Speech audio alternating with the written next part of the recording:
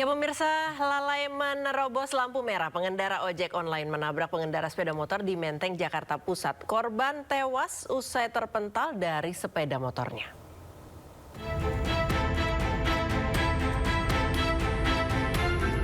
Warga di sekitar Jalan Hos Cokro Aminoto, Menteng, Jakarta Pusat dikagetkan peristiwa kecelakaan yang menewaskan seorang pengendara sepeda motor. Usai diidentifikasi, jasad korban kemudian dievakuasi petugas ke kamar jenazah Rumah Sakit Cipto Mangunkusumo. Sebelumnya kecelakaan terjadi saat korban melaju dengan kecepatan tinggi bertabrakan dengan ojek online yang membawa penumpang. Diduga ojek online menerobos lampu merah di perempatan. Akibat kecelakaan itu pengendara motor terpental dari kendaraan dan tewas seketika. Penumpang ojol luka-luka sementara pengemudi ojol tak terluka. Kepada petugas yang mengaku gagal mengerem saat lampu merah menyala. Polisi kemudian membawa pengemudi ojol dan 2 sepeda motor yang terlibat kecelakaan ke unit Laka Lantas Satwil Jakarta Pusat. Dari Jakarta, Rani Sanjaya, Anyus melaporkan. Ke informasi selanjutnya, pemirsa, nekat melawan arah demi menghindari kemacetan. Sebuah mobil minibus diamuk warga di Sawah Besar, Jakarta Pusat. Ya, lantaran panik, si pengemudi terus memaju mundurkan kendaraannya sehingga menabrak sejumlah pengendara motor.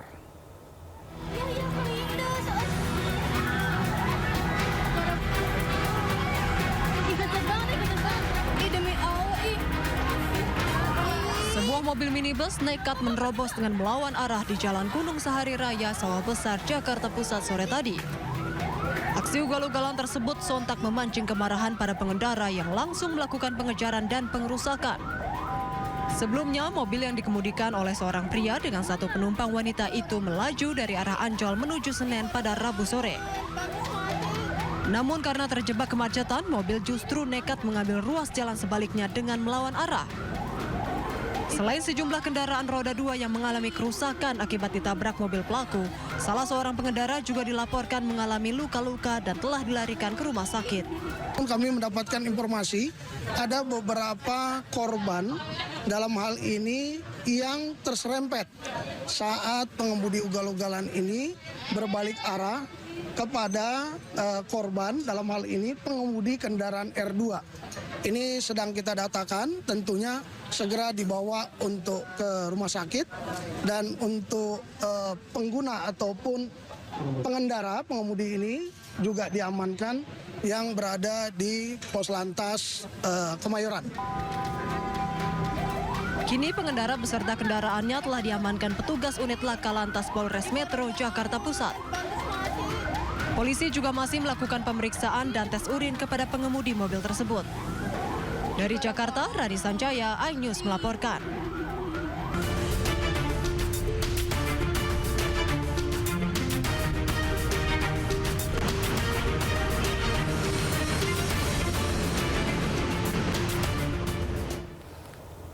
Nata, ngomong-ngomong soal lalu lintas, kalau sore atau pagi hari, terutama di Jakarta dan sekitarnya ya, memang macet, tapi macet nggak gitu juga kayak berita yang baru kita saksikan tadi ya. Mungkin bro ini lagi cosplay menjadi CJ di Grand Theft Auto San Andreas ya, dari Los Santos gitu ya. Maksudnya dia kan jadi otomatis ganti ruginya banyak banget. Mobilnya sendiri rusak, kaca pecah semua tuh kanan kiri depan belakang. Mobil pengendara depan lain juga, iya, motor, mobil, segala macem. Dan satu lagi itu membahayakan pengendara lain. Betul, berurusan pula sama polisi. Udah selesai. Iya. Nah, kita ke informasi selanjutnya. Kita simak pantauan lalu lintas pada hari ini dan kami telah terhubung dengan Brigadir Treslinda dari NTMC Polri yang kini berada di kawasan Cawang, Jakarta Timur. Selamat pagi, Brigadir Treslinda. Bagaimana pantauan arus lalu lintas dari tempat Anda melapor saat ini?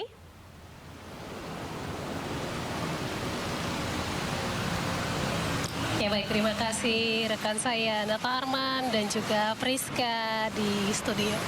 Dan pemirsa, pada aktivitas pagi di kawasan Cawang, Uki tepatnya, dalam keadaan ramai dengan aktivitas masyarakat yang akan berangkat perkantoran maupun melakukan aktivitas pagi ini. Saat ini untuk arus lalu lintas dari arah Keramat Jati ataupun PGC yang akan mengarah ke arah Kampung Melayu dalam keadaan ramai dan lancar. Perlambatan kecepatan kendaraan terjadi di antrian traffic light, dan memang untuk kendaraan dari arah PGC ini mengalami perlambatan kecepatan kendaraan, namun roda terus berputar. Bersama harapan kami Anda dapat mengikuti arahan dan petunjuk petugas kami yang berada di lapangan. Kemudian untuk kendaraan dari arah sebaliknya Kampung Melayu yang akan mengarah ke arah PGC dalam keadaan ramai dan lancar. Kemudian memang untuk arus lalu lintas yang akan masuk melalui tol Jagorawi juga masih dalam keadaan ramai dan lancar. Sementara untuk arus lalu lintas di arah Halim, baik itu yang akan mengarah ke Halim maupun di arah sebaliknya mengalami perlambatan kecepatan kendaraan pada U-turn, ya tepatnya pada traffic light Halim. Kemudian untuk kendaraan yang akan masuk melalui tol kilometer 0 Cawang mengarah ke Semanggi pada pagi hari ini cukup ramai, cenderung tersendat. Hingga saat ini anggota kami sedang melakukan sistem kontraflow yang diberlakukan sejak pukul 6 hingga pukul 10 nanti. Kami harapkan Anda dapat mengikuti arahan dan petunjuk petugas kami yang berada di lapangan. Kemudian Nata dan juga Priska, sampai saat ini arus lalu lintas yang akan mengarah ke MP Haryono melalui BNN ini cukup mengalami perlambatan kecepatan yang signifikan, di mana terjadi perlambatan ini dengan kecepatan kendaraan berkisar 10 sampai 15 km per jam. Hal ini imbas dengan adanya pertemuan arus kendaraan, baik itu dari arah Cililitan, Kampung Melayu, kemudian pada halte busway dengan aktivitas di halte busway pada kawasan BNN, kemudian ada pun kendaraan pada dari Cawang yang pertemuan arus kendaraan di kawasan ini juga menyebabkan perlambatan kecepatan kendaraan. Namun lalu lintas kembali terurai saat melintasi Cawang Kompor. Tentunya Anda dapat mengikuti arahan dan petunjuk petugas kami yang berada di lapangan. Hal ini untuk mengatur jalannya arus lalu lintas. Kemudian kami juga menginformasikan berdasarkan data SMS Korlantas Polri dalam kurun waktu 1 kali 24 jam terjadi 240 kasus laka lantas dengan rincian 33 orang meninggal dunia, 25 orang luka berat, serta 245 orang luka ringan. Dari data tersebut, 75% didominasi oleh kendaraan roda 2. Tentunya hal ini juga menjadi perhatian bagi para pengguna jalan, terkhusus roda 2, agar dapat mengutamakan keselamatan di jalan dengan ikutilah rambu dan juga marka yang ada, serta jaga batas kecepatan kendaraan Anda. Hal ini untuk menciptakan lalu lintas yang aman dan juga lancar. Kembali ke rekan saya Priska dan juga Nata di studio. Silakan. Ya baik, terima kasih Brigadir Teslinda atas laporannya dari kawasan Cawang, Jakarta Timur. Selamat bertugas kembali dan salam presisi.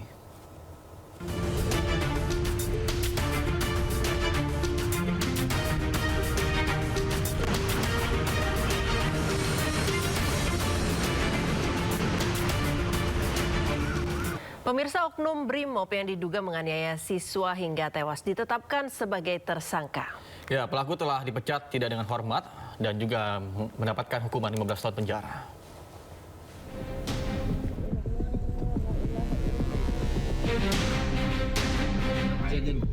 Oknum anggota Brimob Polda Maluku, Bribda Masya Siahaya, ditetapkan sebagai tersangka dalam kasus dugaan penganiayaan terhadap seorang siswa madrasah yang berujung maut di Kota Tual. Pelaku juga dipecat tidak dengan hormat dan berkas perkaranya telah dilimpahkan ke Kejaksaan Negeri Tual. Pelaku kini terancam pidana maksimal 15 tahun penjara dan denda maksimal 3 miliar rupiah. Ancaman pidana maksimalnya 15 tahun, denda maksimalnya sekitar 3 miliar ini.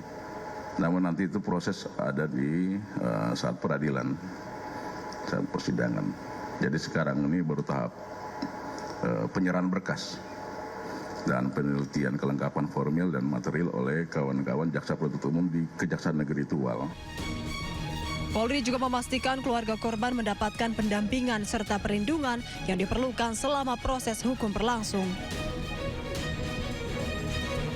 Sebelumnya, Bribka Masias diduga menganiaya korban bersama kakaknya yang dituduh terlibat balap liar. Korban dipukul oleh oknum Brimob menggunakan helm di bagian kepala. Pukulan tersebut membuat korban jatuh tersungkur hingga dinyatakan meninggal dunia. Tim Liputan iNews melaporkan. Direktorat Tindak Pidana PPA PPO Bareskrim Polri mengungkap jaringan tindak pidana perdagangan orang dengan modus memperjualbelikan bayi yang beroperasi di lintas wilayah di Indonesia.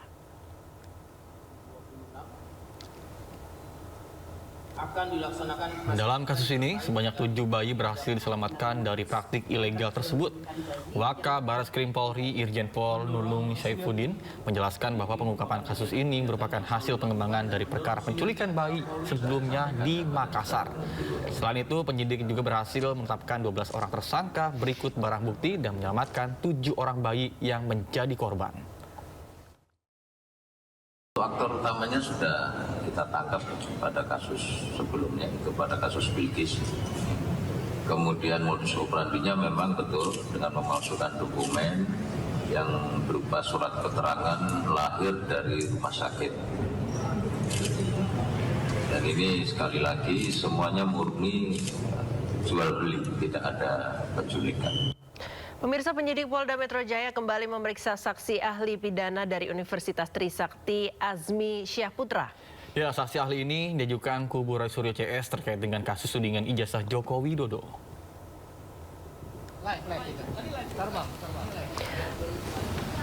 Saksi ahli pidana dari Universitas Trisakti Azmi Syahputra diperiksa selama lebih dari 1 jam di Polda Metro Jaya pada Rabu siang.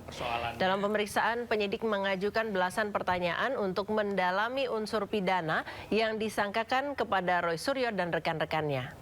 Azmi menjelaskan objek yang dipersoalkan dalam perkara ini adalah dokumen, bukan serangan terhadap kehormatan pribadi. Sementara itu, tersangka ijazah Jokowi Roy Suryo menyatakan keterangan ahli ini menjadi bagian penting dalam membantah unsur pidana termasuk pasal 160 KUHP yang dikaitkan dalam perkara ini. Orang tidak bisa dipidana karena ada rasa ingin tahu masyarakat mengingat kasus ini sudah terlalu lama. Jadi ada peran penyelenggara negara juga tidak mau transparansi untuk ini. Padahal kegaduhan publik itu sudah lama. Kira-kira esensi itu tadi yang memang menjadi poin dalam pemeriksaan tadi. Ya. Dalam kacamata saya sebagai katakanlah akademisi tadi melihat perkembangan keadaan tadi, melihat bahwa peristiwa ini dari 2019 terus 2024 lagi juga 2014, 2019 lebih dari 10 tahun. Berarti kan ada peran yang mana sebenarnya begitu ada kegaduhan publik seharusnya penyelenggara negara atau tanggung jawab negara itu ini loh declare dong. Meskipun secara khusus ya, Pak Dr. Azmi Syahputra ini memang diminta untuk teman-teman yang khusus pada klaster 1, yaitu pada klaster yang kena pasal 160 dan tidak kena pasal 32 dan 35 UT, tapi kami tetap membersamai dan kami bersama. Ya, artinya kita itu satu kesatuan, 6 orang ini adalah kita kompak bersama dan kami berterima kasih sekali lagi Pak Dr. Azmi atas waktunya. Dan yang jelas, apa yang beliau sampaikan itu adalah penekanan kepada Undang-Undang Dasar 1945, khususnya di pasal 28, di mana warga negara itu berhak untuk melakukan pendapatnya dan berhak untuk melakukan koreksi juga, ya, mengetahui karena itu juga diatur juga dalam Undang-Undang Keterbukaan Informasi Publik nomor 14 tahun 2008 dan bahkan KIP juga Komisi Informasi Pusat juga sudah membuka sampai dengan 5 salinan ijazah ya dari tahun 2005, 2010, 2012, 2014 dan 2019. Pemirsa, pengamat kebijakan publik Bonatua Silalahi menjadi saksi ahli dalam sidang Citizen Lawsuit ijazah Jokowi di Pengadilan Negeri Surakarta. Dalam sidang tersebut, Bonatua menyatakan semua informasi publik bisa diakses lembaga publik. Dalam sidang, Bonatua menjelaskan ia memperoleh 5 salinan ijazah Jokowi saat mencalonkan diri sebagai Gubernur DKI Jakarta dan Presiden Republik Indonesia. Bonatua menyebut ada 32 jenis informasi yang ada di dalamnya.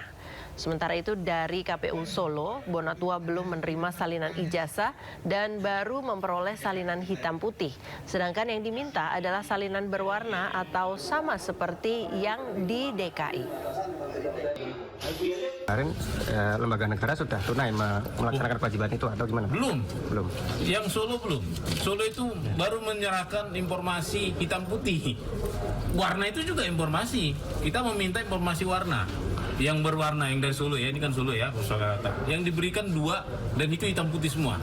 Sementara yang kita minta adalah sama seperti yang di DKI, sama yang seperti di KPU, harus berwarna. Stempelnya itu kenapa? Supaya memastikan bahwa yang diberikan ke kita ini adalah sumber dari awal-awal 2005 lalu, bukan fotokopi dari fotokopi. Seperti itu. Pemirsa, sidang lanjutan kasus dugaan korupsi Plaza Klaten kembali digelar di Pengadilan Tipikor Semarang. Agenda persidangan kali ini menghadirkan saksi ahli yang meringankan terdakwa Ferry Sanjaya. Sidang lanjutan dugaan kasus korupsi Plaza Klaten menghadirkan saksi ahli Hernold Ferry M, mantan anggota Badan Pemeriksa Keuangan. Di hadapan majelis hakim, saksi ahli memberikan keterangan terkait definisi kerugian keuangan negara yang menjadi salah satu unsur dakwaan. Saksi ahli menegaskan dalam perkara tindak pidana korupsi, kerugian negara harus bersifat nyata dan pasti atau actual loss, bukan sekedar potensi kerugian. Sidang dugaan kasus korupsi Plaza Klaten akan dilanjutkan pada 4 Maret mendatang dengan agenda mendengarkan keterangan saksi dan terdakwa. Sedikit nggak Bu tentang pemeriksaan setempat tadi loh. Tentang pemeriksaan setempat tadi, kalau ada usulan seperti tadi gimana Bu? Nanti kan kata hakim mau dipertimbangkan. Sebenarnya ini jelas perjanjian antara si Ferry dengan Bupati Klaten adalah sangat membutuhkan. Raja karena pengelolaan diatur di situ. Untuk sidang selanjutnya itu Rabu, ditunda hari ini. Setiap minggu ketemu sama Anda. Siap. Pemerintah melalui Kementerian Ketenagakerjaan memastikan tunjangan hari raya atau THR bagi para pekerja khususnya di sektor swasta dapat dibayarkan tepat waktu menjelang Hari Raya Idul Fitri. Ya, hal ini sesuai dengan ketentuan yang berlaku bahwa THR wajib dibayarkan paling lambat 7 hari sebelum Hari Raya. Kalau secara wajibnya kan memang H-7. Nanti kita tunggu, kita sedang koordinasi dengan Kementerian Setnek, nanti diumumkan secara bersama nanti. Ya. Apakah ada pelaku usaha yang menyatakan keberatan ini Pak peminta? Iya, proses terus ya. Jadi artinya regulasi kan sudah ada. Kemudian nanti kita akan ada mekanisme untuk mengingatkan kembali. Bisa jadi juga Pak Presiden nanti akan mengingatkan. Kemudian kami di sini akan mendirikan posko THR dan semua dinas kota, kabupaten, provinsi juga kita minta memiliki posko THR. Jadi kalau ada perusahaan yang tidak membayarkan THR, silakan laporkan ke posko tersebut. Maka kemudian sesudah itu pengawas akan menindaklanjuti pengaduan tersebut. Ya, pemirsa, setelah menjadi sorotan publik, kejaksaan akhirnya menghentikan kasus yang menjerat guru honorer di Probolinggo, Jawa Timur.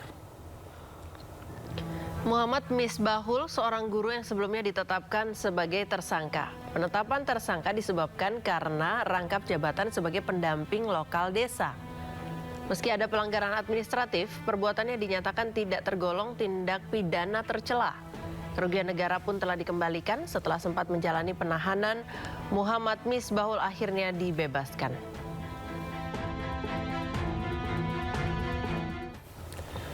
Informasi lainnya pemirsa, viral di media sosial, siswa mengeluh mendapatkan menu MBG pisang hijau mentah, keras dan juga tidak bisa dikonsumsi. Inilah menu makan bergizi gratis yang diterima di kawasan Sukmajaya, Bungaran. Pisang yang masih hijau, keras dan 1 buah jeruk. Menu ini dikeluhkan karena pisangnya tidak bisa dimakan. Pelaksana SPPG Sukmajaya 3 mengakui ada kelalaian dalam proses kontrol kualitas sehingga buah yang disalurkan belum siap disantap. Kepala SPPG Sukmajaya 3 dengan hal ini memohon maaf sedalam-dalamnya karena terkait dengan temuan hari ini ada menu pisang yang masih hijau, menu pisang yang masih keras, masih tidak layak konsumsi. Itu semua karena pure dari kesalahan kami, karena kami lalai dalam hal QC. Oleh karena itu, dengan ini kami minta maaf, mohon maaf sedalam-dalamnya, sebesar-besarnya atas nama SPPG Sukmajaya 3. Adapun terkait dengan menu pisang ini dikarenakan dari pihak supplier kami kemarin mengirimkan dalam bentuk pisang yang sudah terlalu matang, sudah benyek. Oleh sebab itu kami lakukan retur ulang dan kemudian retur ulang dalam bentuk pisang yang masih hijau dan dijanjikan dapat matang secepatnya. Pemirsa, fraksi PDI Perjuangan DPR RI mengungkap bukti program makan bergizi gratis atau MBG mengambil dana dari anggaran pendidikan. Dari total 769 triliun rupiah anggaran pendidikan dalam APBN, sebanyak 223,5 triliun rupiah dialokasikan untuk program MBG. menyelenggarakan agenda secara unity.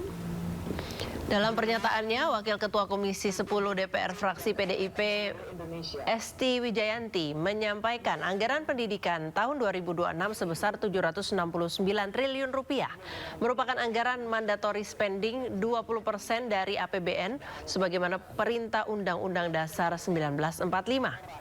Dari total 769 triliun rupiah anggaran pendidikan di APBN, sebanyak 223,5 triliun rupiah dialokasikan untuk program MBG. Hal ini juga sekaligus membantah pernyataan sejumlah pejabat negara yang menyebut jika anggaran MBG yang tidak diambil dari anggaran pendidikan. Sebelumnya, polemik penggunaan anggaran pendidikan untuk MBG mencuat setelah seorang guru honorer bernama Reza Sudrajat mengajukan uji materi Undang-Undang APBN 2026 ke MK. Ia menilai anggaran MBG ke dalam pos pendidikan membuat porsi anggaran pendidikan murni turun jauh dari mandat konstitusi 20%. Anggaran dari makan bergizi gratis itu disampaikan oleh beberapa pejabat negara tidak mengambil dari anggaran pendidikan. Kawan-kawan kami di bawah memahami selama ini bahwa seperti apa yang sudah kami sampaikan berulang kali, bahwa anggaran pendidikan sebesar 769 triliun yang merupakan anggaran mandatory spending. 20% anggaran APBN, APBD harus merupakan anggaran pendidikan, dialokasikan untuk pendidikan. Dan di dalam lampiran presiden, di dalam lampiran APBN yang berupa peraturan presiden, itu juga secara jelas dinyatakan bahwa 769 triliun anggaran pendidikan itu diantaranya digunakan untuk MBG sebesar 223,5 triliun. Itu resmi di dalam buku lampiran APBN. Keinformasi lain, pemirsa, Arya Iwantoro, suami Dwi Sasetyaning Tias, influencer yang membuat gaduh dengan konten pamer paspor Inggris milik anaknya, diwajibkan mengembalikan dana LPDP oleh Menteri Keuangan Purbaya Yudi Sadewa. Arya diduga belum memenuhi kewajiban pengabdian sesuai dengan skema LPDP. Tunggu selama 4 bulan ke belakang nyampe juga. Ini paket bukan sembarang paket, isinya adalah sebuah dokumen yang penting banget yang merubah nasib dan masa depan anak-anakku. Kita buka ya. Arya Irwantoro, suami Dwi Sasetyaning Tias, influencer yang membuat heboh dengan konten pamer paspor British citizen anaknya, diwajibkan mengembalikan dana LPDP oleh Menteri Keuangan Purbaya Yudi Sadewa. Udah diterima jadi warga negara Inggris. Arya Iwantoro diduga belum memenuhi kewajiban pengabdian sesuai skema 2N+1, yaitu kembali dan berkontribusi di Indonesia selama 2 kali masa studi ditambah 1 tahun setelah lulus. Arya menempuh studi S2 dan S3 dengan pendanaan LPDP hingga meraih PhD dari Utrecht University pada tahun 2022 lalu dan melanjutkan riset postdoktoral di University of Exeter. Menteri Keuangan Purbaya menyebutkan bahwa pihak LPDP telah berkomunikasi dengan Arya dan ia menyebut bersedia mengembalikan dana beasiswa beserta bunganya. Itu uang dari pajak dan sebagian dari utang yang kita sisihkan untuk memastikan SDM kita tumbuh. Tapi kalau dipakai untuk penghinaan negara, ya kita minta uangnya dengan bunganya kalau gitu. Nanti saya akan blacklist dia. Di seluruh pemerintahan nggak akan bisa masuk. Berdasarkan data LPDP dan informasi tuition fee dari situs resmi Utrecht University, LPDP membiayai Arya Iwantoro bersama keluarga yang tinggal di Inggris, mulai dari biaya kuliah sekitar 900 juta rupiah, penelitian sekitar 150 juta rupiah, asuransi 50 juta rupiah, serta tunjangan biaya hidup dan keluarga sekitar 1,9 miliar rupiah, hingga total 3 miliar rupiah.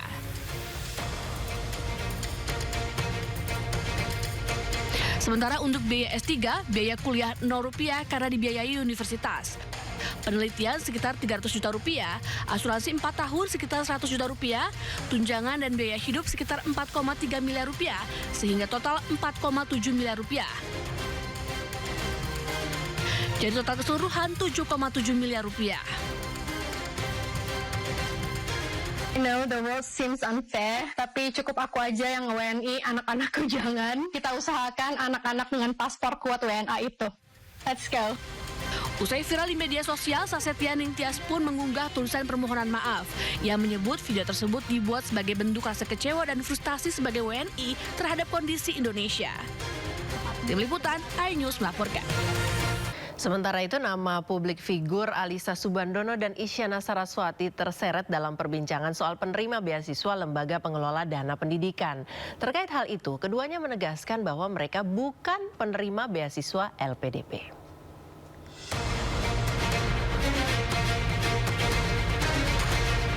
Alyssa Soebandono, aktris yang akrab disapa Ica, tegas membantah dirinya alumni penerima beasiswa dari Lembaga Pengelola Dana Pendidikan. Ia pun menyebut dirinya tidak pernah mendaftar maupun menerima beasiswa LPDP.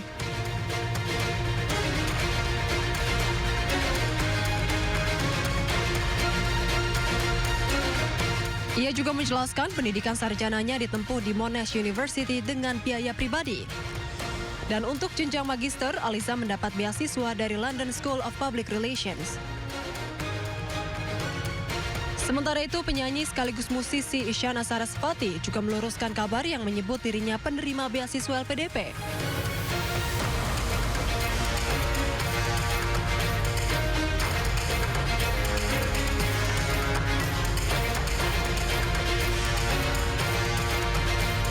Melalui akun media sosial Instagramnya, Isyana menegaskan bahwa dirinya tidak pernah menerima beasiswa LPDP.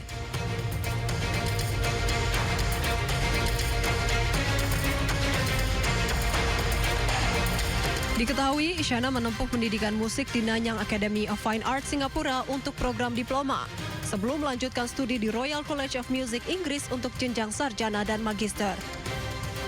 Tim Liputan, iNews melaporkan. Beasiswa Lembaga Pengelola Dana Pendidikan atau LPDP dikenal sebagai salah satu program beasiswa paling bergengsi dan kompetitif di Indonesia. Berikut sejumlah artis Indonesia yang pernah mendapat beasiswa LPDP untuk menempuh pendidikan di universitas ternama dunia.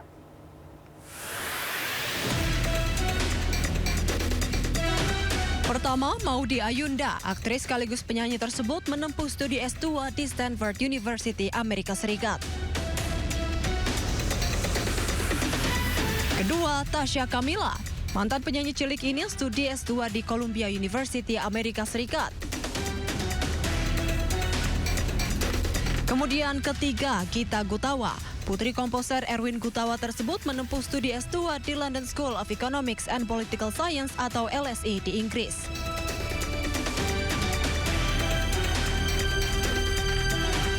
Keempat, Acha Septriasa. Aktris sekaligus penyanyi ini studi S2 di Lim Kok Kwing University of Creative Technology, Malaysia. Tim Liputan, iNews melaporkan.